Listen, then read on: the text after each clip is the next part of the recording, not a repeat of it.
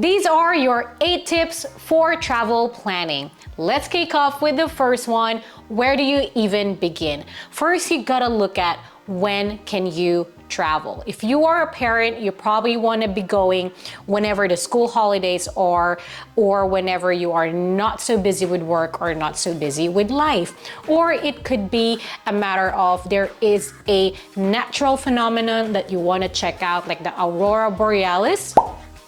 I hope I'm pronouncing that correctly. That is something Wade really wants to see, or there's a certain event or a festival that you want to go to, like the Rio or the festival in Brazil. So these will basically be the anchor point or the catalyst for the rest of your planning. Secondly, you want to decide on a budget, and we highly recommend that you use a budget tracker.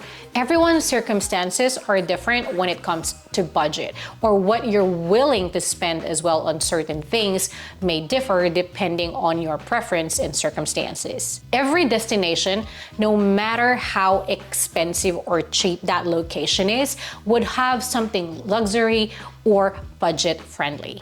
Personally, we like a good mix. When it comes to properties or hotels, what matters the most is cleanliness. I don't care how fancy you are or how cheap you are, as long as you are clean, I am happy. And you'll be surprised that it can happen to really expensive hotels as well, or especially chain ones. Secondly, we look at, are you in a good location? Are you central? Are you quirky? Rather than staying at global chain hotels, we really like staying in a boutique style of hotel, something quirky in there. Ideally with a gym or a pool, especially if it's warm, so we can keep our exercise going. And if you do what we do, where you do a bit of a mix, make sure that you work your way up. Start with somewhere more budget friendly, then maybe mid-range, high range, and luxury, rather than going from luxury down to budget, because that would not be a good experience. You want something to look forward to, and you want that experience to keep getting better and better as you get to the end of your trip.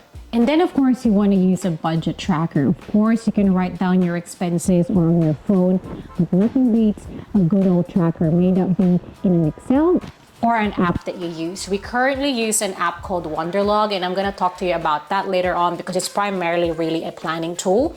But quite frankly, I still prefer a good old spreadsheet. What you can see here is an old Excel template that we were using, and I really like this because it shows you a pie graph. I am a very visual person, and in here I can easily see where I am spending most of my money. Basically, you put in an entry of every expense that you have. You can categorize that, adjust the quantity, and obviously the price. The only thing here is this is obviously manual, and how accurate it is depending on your input. And then you would have your initial budget, and it sums up your projected or actual expense depending on when you look at it. And then you can easily see, am I over, am I under? And if you are over, using that pie graph, you can easily see which category is eating up most of your budget, and then adjust accordingly. And for historical data as well, which Wade and I like to do, we tend to spend most of our holiday money with Mariel shopping maybe, or with food, or with restaurants, or with museums. And then you can just look at, okay, this is where we tend to spend most of our money and potentially pull back a little bit. Now that you know when and where you want to go and potentially how much you want to spend, let's get to planning, the most fun part, and personally my favorite. I mentioned Wonderlog earlier. There are multiple ways to document or assist your planning. I've used Word Doc, Excel, and now Wonderlog.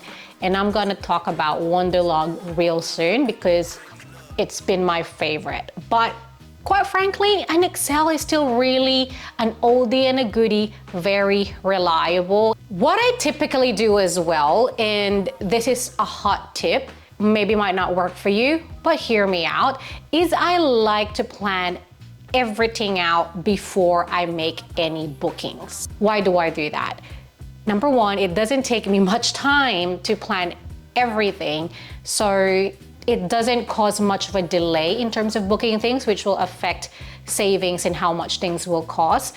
But I like to do that because I know that everything works out before we commit or pay for things. You know how hassle it is to make any cancellations, even if they have a pretty good cancellation policy. It's still quite a stressful experience. So knowing that everything works out in terms of where we want to eat, where we want to stay, things we want to do, boom, everything is good to go. Let's make that booking. Let's make that commitment. We are going. I used to plan everything to a T, all the way from the schedule of the bus or the train that we're gonna take and how long it takes to walk from one platform to another. But now Wonderlog actually does that for me. So what is Wonderlog? You've heard me talk about it a few times. Wonderlog is an app that we use for planning. There is a paid version and a free version. I'm currently using a free version, but I have used a paid version before. The differences are you can go into dark mode in a paid version, and most importantly, you can also access it offline when you do the paid version, which is really the catalyst for me, which is really the reason why I signed up for the paid version previously. So what I did our planning in free version. When we finally went on holidays, went unpaid. When that after the holidays, went back to free version. If they're hearing this, they're probably not gonna like that. But so far, it's been good. It automates and streamlines the whole process and saves me a lot of time. I talked about how it does the travel time for me. So every time you put destination 1 and then destination 2, it will show you how long it takes. You can choose by driving, by walking, or public transport to get from one point to another.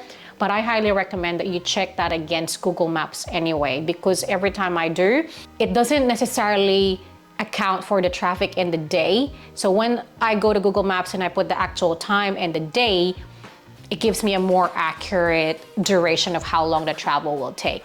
If it's just walking, then it's same. But when it comes to driving, you better sense check that travel time, because you don't want to think it'll take you 10 minutes when really it takes you 25 minutes, because that will affect your scheduling. It also makes recommendations based on where you want to go. The moment you say where you're going, it would make recommendations on places to visit, restaurants to try. And the moment that you put in places that you're actually going to visit, it also makes recommendations on what's nearby, which is really good to fill up time or to help you streamline that process yet again. I barely use this because I really enjoy that desktop research and finding out what we can do in a certain location. But I've had before when I'm like, oh, I have 3 hours to kill here before we can go to the next destination. What do we want to do?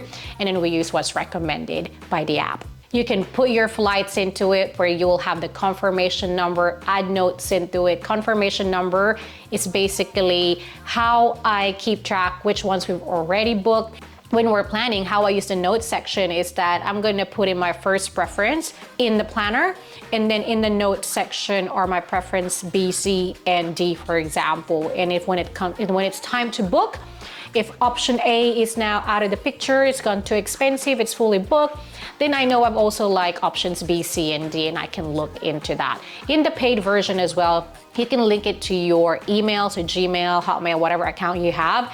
And every time you receive that confirmation email, it will automatically link it to your Wonderlog account. I haven't tested that because when I was using the paid version, I've already had flights and accommodation in the tool, which I've manually put in. It doesn't take much. All you really have to put in is the name for flights, for example, is put in the airline code and then the flight number, and it picks up that flight for you, the date, the time, and even if it's connecting. 9 out of 10, it's accurate. So I would still double check, of course, with your confirmation email, because there would be some variance of very few times this happened, right?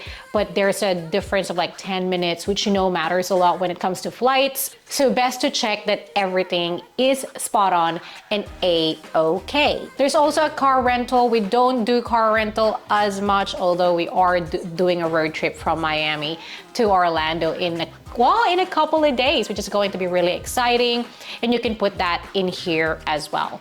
You can create more lists, for example, things you want to try, restaurants you want to try. And because for me, I plan by the day already, so I'm already putting it in the day. If you're in the early stages of that planning, then, or you randomly hear something that, oh, that looks like a good place, you can easily jot that down in the list. And then there's the notes section. The notes section is what the name suggests. You can put any notes in it. This was very handy during the early days of post-pandemic travel. I kept track of all the paperwork, everything that we have to print, how many links to all the forms you have to fill up in there. It made the planning process so seamless, and we did not forget anything, and it's all in one place. And for the best part of this app, the itinerary. And this is the meatiest part of them all, where you input all the activities that you're gonna do. It has images in it. It connects to Google Maps. I'm a very visual person, as I said earlier. So I really like that I can have a preview of what that location looks like. You can add notes to it, where if you have to make a booking, I put that in bold. If you've already made a booking, any particular dishes that you should be ordering in a restaurant, anything, dress code to be remembered by, what time you have to be there, anything that you need to capture is in there. You can put the time as well and the cost of how much that would be. May that be the entrance fee, or potentially how much the bill will be for a restaurant. And that leads us to the expenses section. You can put a category, you can put the currency you want to do, if you're over, under a budget, or a graph. So those things like that connects everything in your itinerary section. Obviously, it's only as accurate as what you input in the itinerary section, which is still manual. And for the fourth tip, the most fun part when it comes to planning itself. And here are some research tips for you. Number one, nothing better, arguably, but nothing better than the good old search engine, or Google, as we probably mostly use. This is the main one and your starting point. You can look at blog entries, news articles, YouTube links into this, they're the same owners, everything really. I do like a blog because it's easier to get back to. It's easier to take notes, and you can easily follow it because it's written, unlike a video. But there's nothing better than actually seeing things in action, just like in a video. And I'm not saying that only because we're vloggers and we're YouTubers, but that's because once I really want to envision, so we're going to Disney and I'm super scared of rides and I want to see how that ride exactly looks like or feels like. It was so good. I can just see, okay, so there's a 5-meter drop, not going to that one. And of course, if you are more into short form content, there is Instagram and TikTok and YouTube Shorts as well. I do like to save things when I'm scrolling. Oh, I like the look of that destination. Literally yesterday, I saved 2 hotels in Saudi Arabia that I wanted to check out because I just saw it pop up on my For You page in TikTok. The way I save them is by the country or the city sometimes. And whenever, okay, yep, I'm going to LA, I can just go to that LA folder and have a look at the places that I thought were interesting previously. And lastly, of course, recommendations from people that has been there, people that you might know, people in your community. If you're active in social media, asking locals, asking anywhere. So people that's actually experienced that place. Not everything can be found online, and these hidden gems are mostly found from people that's actually been there. You have a rough idea what you want to do, where to go, how much you're willing to spend.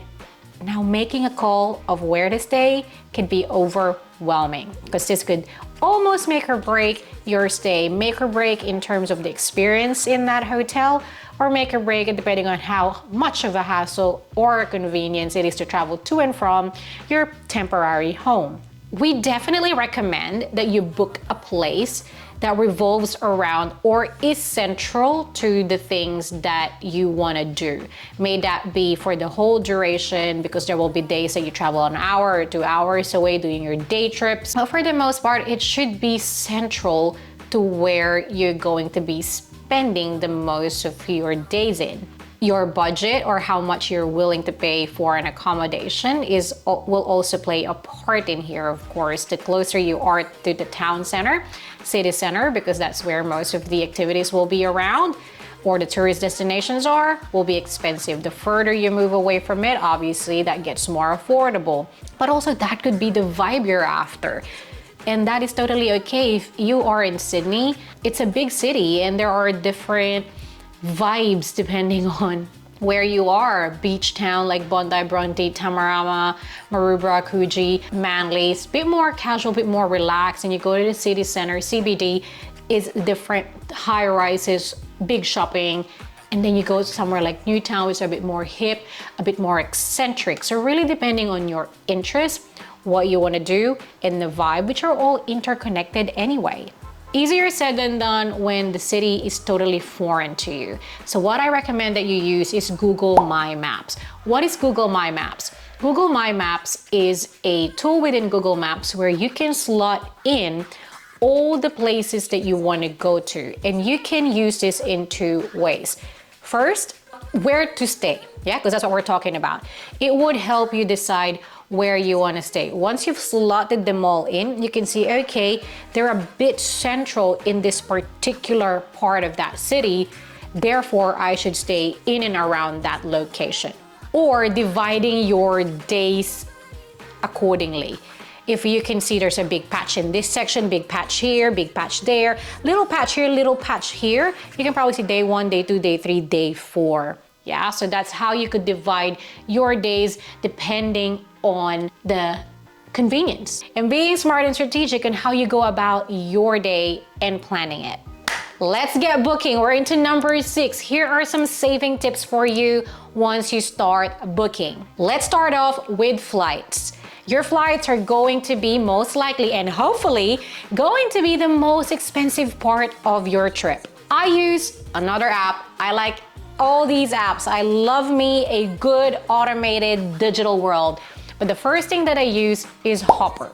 I use Hopper to tell me and guide me on when to book. I can watch my flights, put it in there, the dates, where and the location of where I want to go, and it would tell me it's a prime time to book it, it's expected to go higher, lower, it's expensive right now. It will show me predictions, and then I could make a call if this is now the time to book, and it could send me notifications as well. You can obviously book directly through them, and they now have hotels as well, but I've only really booked with them once because I'm loyal and I like booking direct. And what are the benefits of booking direct? Booking direct will obviously help you build status and points in your home country airline. I didn't really care about my airline status until I started traveling a lot for work, because it then built up and I got to gold status with Qantas, and boy is it really convenient.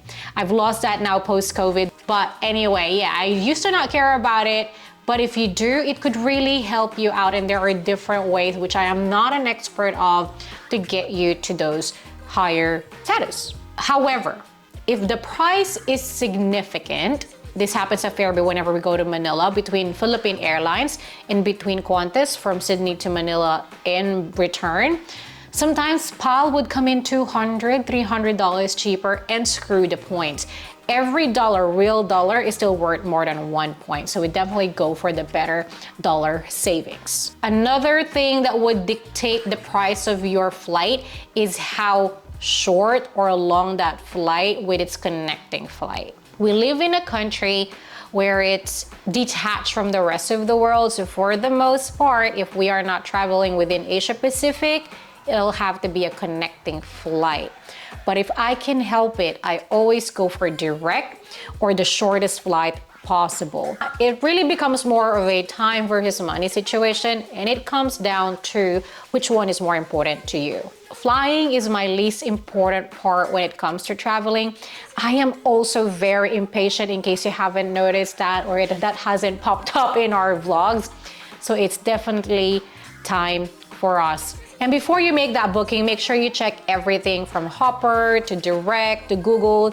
They now show you different flights, and make sure that you compare the price that you can see when you check incognito as well. Now, I'm not gonna pretend that I'm an expert on saving tips when it comes to flights and tell you which day to book, but based on our experience lately and based on our experience overall, the best time to book is yesterday. The sooner you book that flight, especially in current circumstances, the better off you are.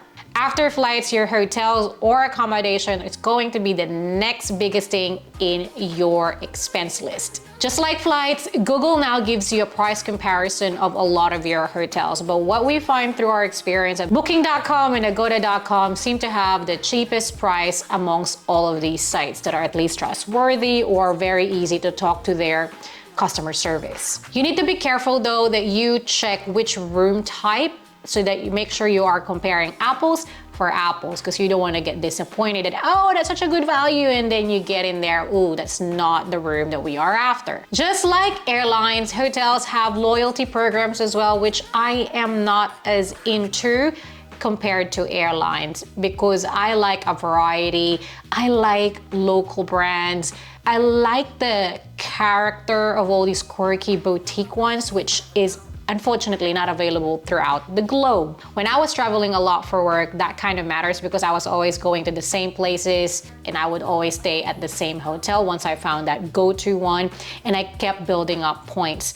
I still have all of those. There, it's free to sign up to these loyalty programs, and if you happen to be staying in those hotels, then why not take those points, but just don't stress about it too much. You can also try negotiating with the hotel direct. If you are traveling last minute especially, and you can see that they have an availability, try to email or call them and say, hey, I found this rate on x.com, can you match that? Or if you're, say, booking on the day, can you do a better rate, because it's either your dollar or nothing at all for them. No harm in doing that. And of course, the last thing you want to book, or, well, not the last thing, but we're not gonna talk about insurance, immunizations, and whatnot in this vlog, but you're the restaurants and the attractions. These things can add up, especially if you are a big family. Make sure that you book ahead to avoid disappointments, especially for really famous restaurants. Some of them could take up to 6 months in advance to book, and it could really end up being a bummer for your trip planning. When you book ahead, you avoid the queue, and you don't want to be wasting time queuing up, standing as well, because that could be time spent elsewhere. The only con about booking way in advance is that the change of plans. Yes, of course, there are cancellation policies and whatnot, but for the most part, that is the hassle of that one. But the pros definitely outweighs the cons. My second to the last tip, get amongst it. Learn some of the basic language. It's polite, it'll be greatly appreciated, and it will bring smiles to the locals. I smile and it brings me joy every time Wade tries to speak Filipino, and it's just not because I find it funny and cute, it's because the guy is showing some effort into learning that culture, and the locals will definitely appreciate that and see the effort that you've put into it, and it will be well rewarded. In addition to language, try to learn the history the best that you can. Make sure that you research the sites that you're going to visit prior to arriving in there. It gives you a little bit more context and just really elevates the whole experience, because you know exactly what you're reading, what you're seeing, and you know more about it. A hot tip for this one is watching movies about your destination, and that is the most entertaining way to do it. Devour the food. Have an open mind. Unfortunately for me and for Wade, Wade isn't exactly like that. He will not try anything he is not comfortable trying. He doesn't even like seafood out of choice. He's not even allergic to it. And that is okay. And I think, quite frankly, maybe majority of people are more on his boat rather than mine, where I would just literally try anything and everything.